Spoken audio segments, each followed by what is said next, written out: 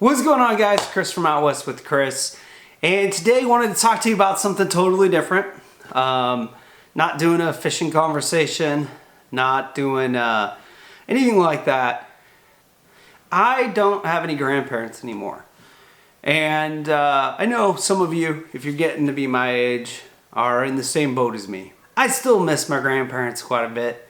I had 5. I lost my Nana quite a while ago.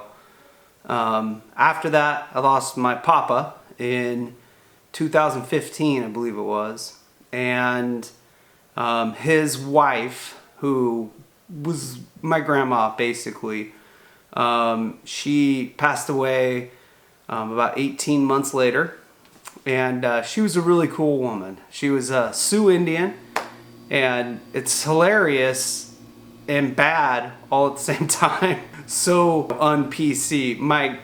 For the longest time, I thought her name was Sue. But that wasn't her name. That's just what my papa called her. He called her Sue because she was Sioux Indian. Her name was Ellen, and she was an amazing woman. She's a saint. She put up with my papa, right? But he was a good man in his own right. And then my grandmother on my mom's side passed away. That was in 2017, and then just last year in June, so not even a year yet, my last grandparent, my grandpa, he passed away. It's kind of funny, the things that we take from our grandparents and our parents, you know, the little things that make us who we are, and you can pinpoint, you know, certain things about one of your grandparents or your parents that kind of help give you that trait or whatever. A few days ago, my little sister posted something on Facebook. It was a memory, and after my papa, we called him Papa, passed away, you know, they had to go in and kind of clean out his house. I wasn't there to help in that respect, but they were, you know, taking stuff out, and they posted a memory about that and how there was just so much jarred food. And my grandfather was a huge gardener. I mean, he would brag to you nonstop if you let him about the size of his tomatoes and how he got them that big and how good they tasted, and just, you know, all of his stuff. You could spend an hour out in his garden and he'd be teaching you stuff you didn't even know you needed to know. I kind of started thinking about all that with the people nowadays hoarding stuff. You know, he had all of this preserved, you know, canned tomatoes and preserved fruit and just all that stuff in his house. And the reason why he did is because he grew up extremely poor. My grandfather was born in Antlers. It was either Antlers or Tishomingo. I'm not sure, but it was down in Oklahoma. That's where he was born and raised, and you know, he was born, I think it was 1928, sometime around then. Okay, and that was a really tough time in the, you know, for the country, and especially for parts of northern Texas, Oklahoma. You know, that was the Dust Bowl era, and you know, things were tough for him and for his family. He was the oldest boy. They called him Son. His name was Albert. I knew him as Papa for the longest time. And his dad, I know some of this doesn't matter to y'all, but it does to me. So his dad was James Oliver. They called him J.O. Trust me, this will all tie into the topic of the video. My grandfather grew up very poor. Part of the reason why he had a whole room dedicated to stockpiling food is because he went hungry, you know what I mean? When he was a kid, there was several times when they didn't have any food. I was thinking about that the other day when my sister posted that, and I was thinking about things and traits that we get passed down from family, from grandparents, great-grandparents, and you know, a lot of times some of that could be mindset. You know, my dad was a very hard worker. Because his dad was a very hard worker, and I feel like I'm a pretty hard worker. Probably not as hard working as, you know, those men were, but I try my best, you know. Beyond that type of stuff, we get passed down physical stuff. I know this is the longest introduction in the world to this conversation, but I just want to talk to you about this stuff. There are stories, and I'm sure you guys hear stories like this too, but these are probably true. Back when my grandfather, my papa, was a young man, his dad, J.O., would hand him this rifle right here and 4 or 5 .22 shells, okay? And he'd say, son, we don't have anything to eat. You need to go kill some squirrels. And sometimes the story goes, he was handed 5 shells and said, bring back 6 squirrels. I don't know how true that story is. And I've heard that a couple times he did bring back 6 squirrels with 5 shells. But, you know, like I said, tall tales, right? But this rifle right here, it's a pretty cool little single shot 22. It is unloaded. It's a kind of a bolt action. It's a really cool gun, actually. This thing was purchased in the mid 1930s. It's almost 100 years old. And this thing is, to me, it's priceless. You know, you could probably purchase this gun online or from somebody for 50 bucks, probably less, you know, maybe 20 bucks. There's nothing too fancy about it. But to me, this thing is priceless. This firearm right here, my grandfather, when he was probably 11, 12, 13, 14 years old, you know, he'd take it out into the scrub brush in Oklahoma, and he'd feed his family with it. And it just blows me away that I get to hold it now. And to me, even though it might not be the prettiest gun out there or anything like that, to me it's beautiful just because of what it means. This was passed down from my great-grandfather to my grandfather to my dad, who passed it down to me. And I'm going to pass this down to my son.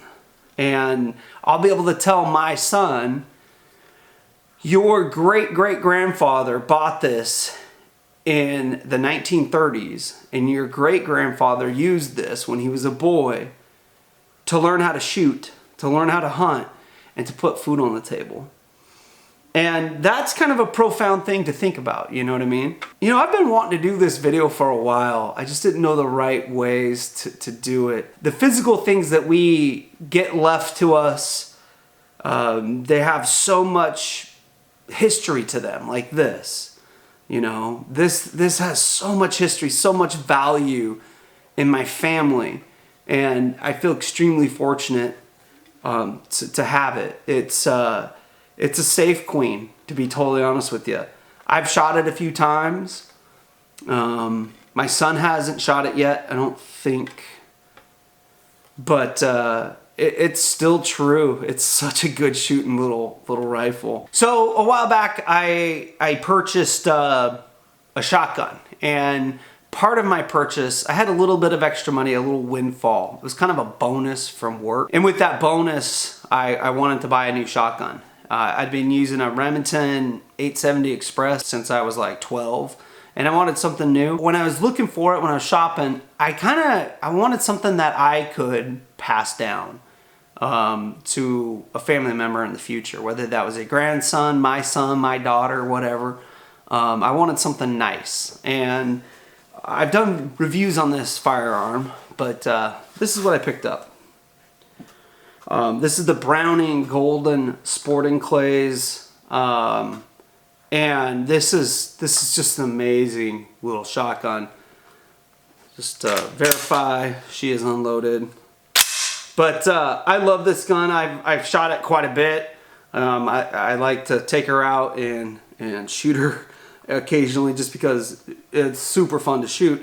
But it's also gorgeous. I mean, this thing is just a sight to behold, right? Part of the reason why I purchased this shotgun is because it's so beautiful. It's got a tiger maple stock on it. You see them, but you don't see them a lot. And it's just a beautiful stock. It's got some like gold leaf inlay and all that good stuff. So I wanted something that I could pass down to one of my heirs in the future. And this is what I landed on. And you know, I'm going to take really good care of it to pass it down. Heirlooms in my family, They do come in the form of guns. I will have another one passed down to me to give to one of my children at some point. It's another 22, and it's one that my grandfather bought that has a lot of significance. It was bought on the day Pearl Harbor was bombed. You know, he was still kind of a young man, and he went and he bought that with his own money right after Pearl Harbor was bombed, and you know, that was 1942. So he would have been 14 or something like that, 15 at the time. My dad has that one right now. But family heirlooms don't come in just guns, right? Right here behind me, for example, that's something that I made, that shadow box right there. Those are pipes that my grandfather used to smoke, my papa. They're nothing fancy. They're not like super fancy pipes. They're kind of, a couple of them are kind of nice, but a couple of them are dime store pipes, you know what I mean? Nothing too fancy. That used to sit right by the door to the entrance to my old house before I moved. And I'd see it every day when I walked in, and you know, I'd think of my grandfather. Lots of fond memories of a hazy living room around Christmas, you know, as he would be sitting there smoking his tobacco. But have that here now.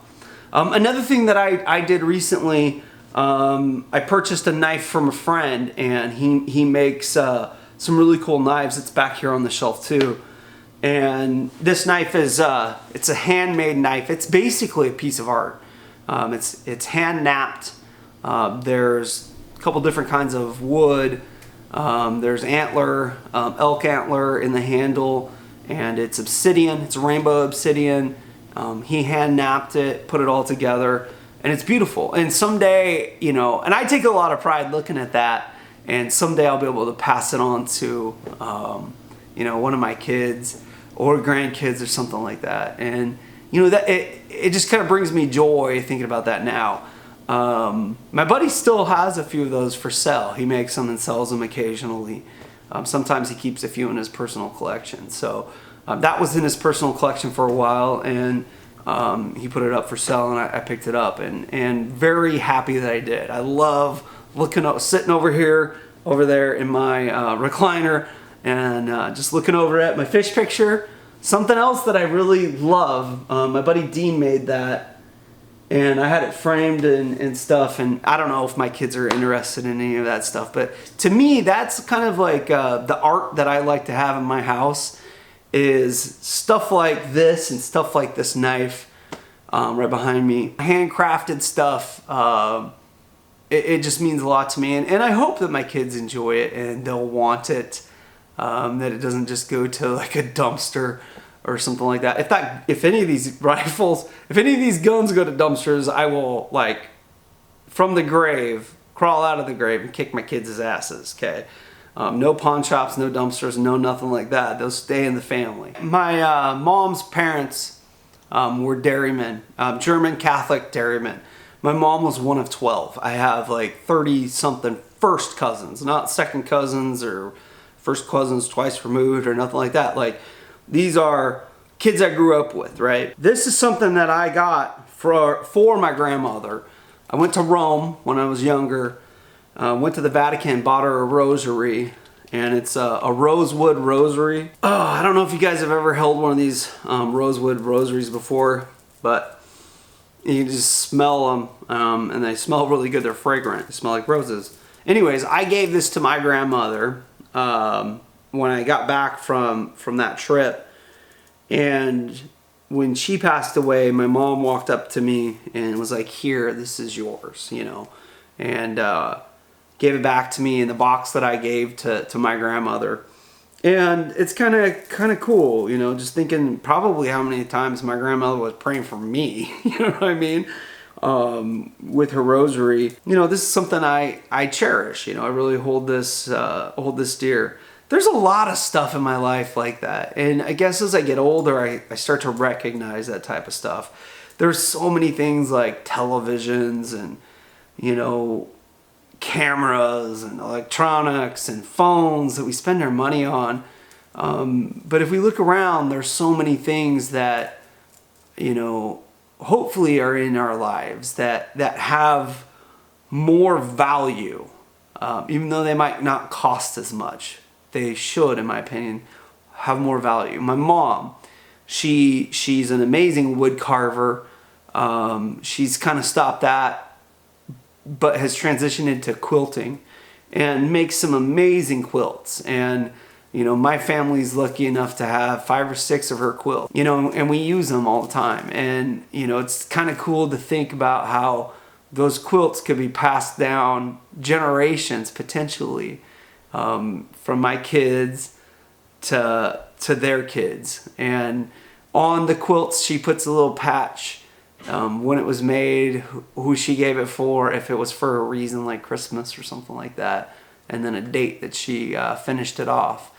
And to me that's kind of cool, So if you've been watching this long, thank you. I'm sure a bunch of y'all tuned out pretty early on into my rambling. But I'm interested in what kind of stuff you guys have. Do you have things that were passed down to you? Maybe it's a pistol, or maybe it's a photo.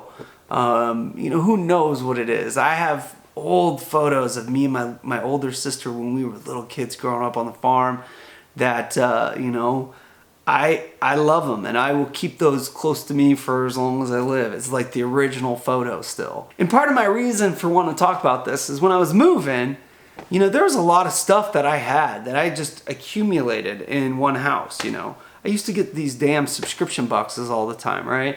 And I just had all this stuff, right? But as I'm moving, it wasn't that stuff that I really gravitated to. Sure, I liked the knives and I kept a bunch of them. But a lot of that junk, like some of it got just plain thrown out.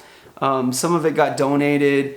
Just there was stuff that I would come across and be like, oh, this is important. I have to keep this. Stuff like, this rosary. Stuff like these random wooden salt shakers. My papa, for some reason, collected these, and I have like 4 or 5 sets of these, and he took so much fun and pride collecting these, kind of like I do with the beer tankards and the steins back here up above me.